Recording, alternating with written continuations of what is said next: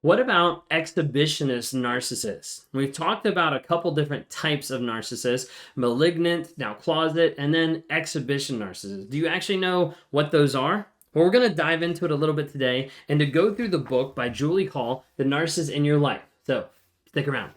If you guys are new here, my name is Ben Taylor. I'm a self-aware narcissist. On this channel, provide awareness, growth, healing, and change. We do that on all the different platforms: TikTok, Instagram, Facebook, YouTube, LinkedIn, Amazon Music, Spotify, Apple Podcasts, under the name Raw Motivations. Like, share, send it to someone that might be going through a crazy situation. Maybe you might be the dealer of hope in their life that would help them understand they're not crazy and should actually reach out for help to figure out what's going on. If you want to talk to me to try to get clarity from the confusion making that you've been going through in dealing with a narcissist, or to try to understand their mindset or what's happening on the opposite side of the situation that you're going through, reach out. You can go to rawmotivations.com, click on one-on-ones. I try to partner with people to help them in their healing journey, to help them get through the crazy making piece and understand the trauma bond, how to break that, how to move forward, and how to not go back. There's a lot of things I talk with people every single day to try to help them heal, grow, and change. If you haven't had a chance to be able to check out the NARC app and get involved with community, go to narcapp.com, NARCAPP, narcapp.com, to get involved with a community that's geared towards healing, growing, and changing and developing to the next level and to the next step. I talk a lot of times about journaling and understanding the truth of the situation. So I want to invite you to look at the journal that we put out called From Fantasy to Reality. It's on Amazon.com, and it's got over 100 prompts in it. 100 prompts to be able to go through and say, hey, this is actually something that is challenging my reality. This is something that is challenging something that I've thought about or haven't thought about in the relationship. So check that out, From Fantasy to Reality. Well, when we're talking about narcissism, there's a couple subsets. Closet, exhibitionist, malignant are ones that we've gone through a little bit. But I want to dive into the exhibitionist because we hadn't finished that. I started closet and we ran out of time. So when we're talking about exhibition narcissists, let's go into a little bit of detail about it, and then I'll list out some characteristics that this book offers about exhibitionist narcissists. It says exhibition narcissists typically rely on extroversion displays to scaffold their shaky ego.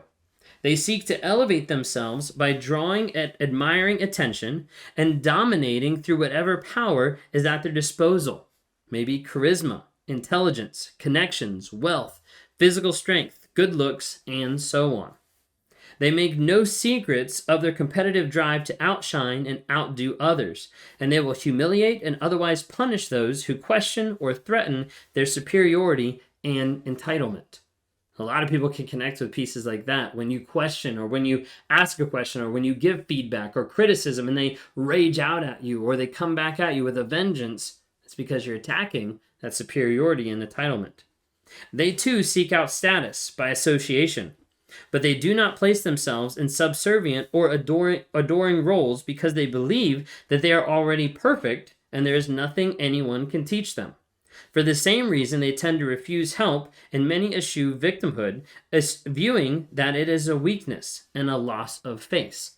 So an exhibitionist typically is not going to look like the victim because, again, that victim idea is being like, I don't want to be the weak person. I want to be the used person. I'm all this. I'm not the victim. Okay?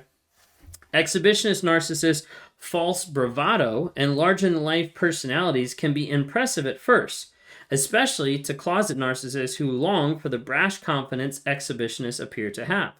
They may seem powerful, self-possessed, even invulnerable, qualities that can land them in positions of authority and institutionalized power, and in extreme cases lead to large-scale catastrophic abuses such as genocide, religious persecution, and environmental holocaust.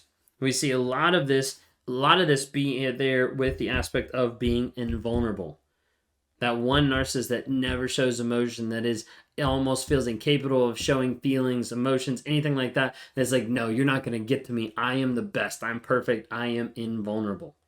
Vulnerability, scary world in narcissist camps. But whether they are bold bullies or shrinking violets, aggressive or passive-aggressive, both exhibitionists and closet narcissists have fragile defenses that are dependent on external validation. Both are prone to idealize and devalue, seeing others as either perfect or worthless, and punishing and or rejecting those who inevitably disappoint them.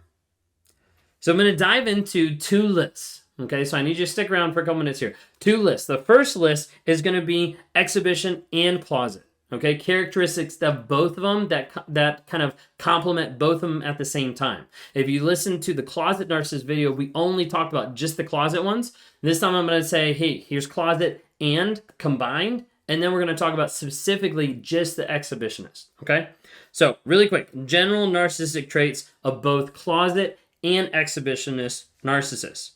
Hypersensitive to perceived and real slights, are indifferent or callous to the feelings and needs of others, have delusions of grandeur, expect special treatment, are intolerant of criticism, rarely or never genuinely apologize or take responsibility for their actions, derive self-esteem from associating themselves with high-status things, people, institutions, systems, or causes or beliefs, target others who deprive them of what they believe they deserve, distort reality through gaslighting, triangulate to control and undermine communication, divide and conquer others for leverage, compulsively scapegoat and idealize others, view life in simplistic, binary terms, good, bad, perfect, worthless, are preoccupied with appearance, overestimate and underestimate their importance and abilities, categorize others' hierarchy as inferiors, superiors, or competitors, fluctuate between inflated self-aggrandizement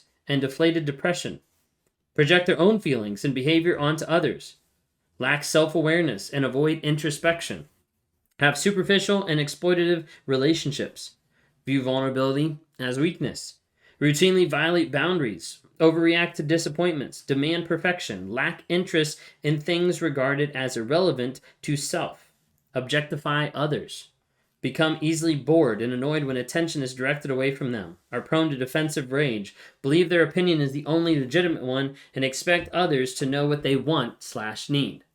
Now that is a generalized list of exhibitionist and closet narcissism combined. Okay? So just want to make sure everybody's clear. What we're going to go through really quick is 16 of things that exhibitionist narcissists are prone towards. Okay, so if these resonate, then you might be dealing with an exhibitionist narcissist. Remember, this isn't diagnosing because there is no diagnosis for exhibitionists. It'd be a subset of narcissism. And if you're not sure about narcissism, look at Narcissism Defined, different signs of a narcissist. I've got a couple of videos on that. Exhibitionist narcissists are also prone to compulsively attract attention to themselves. Number 2, make dramatic, loud, or otherwise ostentatious displays. Number 3, act outwardly arrogant and haughty, especially with those they view as underlings. Number 4, demand admiration and agreement, and without it react in impatience or rage. Number 5, become confrontational and combative when angered. Number 6, engage in rages far beyond normal anger.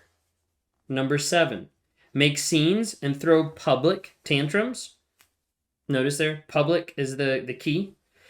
Number 8, appear charismatic in public settings while being negligent, abusive at home. Number 9, avoid appearances of vulnerability and refuse help. Number 10, preen and brag. Number 11, listen poorly and interrupt often. Number 12, lecture and interrogate. Number 13, need to feel expert at everything and like to give advice. Number 14, rarely acknowledge or credit others and try to own others' talents and successes. Number 15, bolster themselves by besting and devaluing others. And number 16, need to feel perfect and view anything less as a failure. How many of those resonated with you today? If you haven't had a chance to be able to listen to the closet narcissist, then check that video out. But when we're talking about exhibitionists, leave down below, hey, I identified this person as having 5, 10, 16 of them, and put that in the comments, because you never know. Someone else might be watching and thinking that they're all alone. If you're able to say, hey, this is something I realize as well, you might help other people to take the courage to actually admit, acknowledge, and start to process the things that they're going through. If you're dealing with a narcissist on any semblance, make sure you're reaching out to help. Make sure you're getting into therapy. You're working with a coach. You're getting community. You're having friends and family that understand around you to help support you and help you to move forward. Once you understand you're not crazy, you're not alone, you're not hopeless, reach out for help.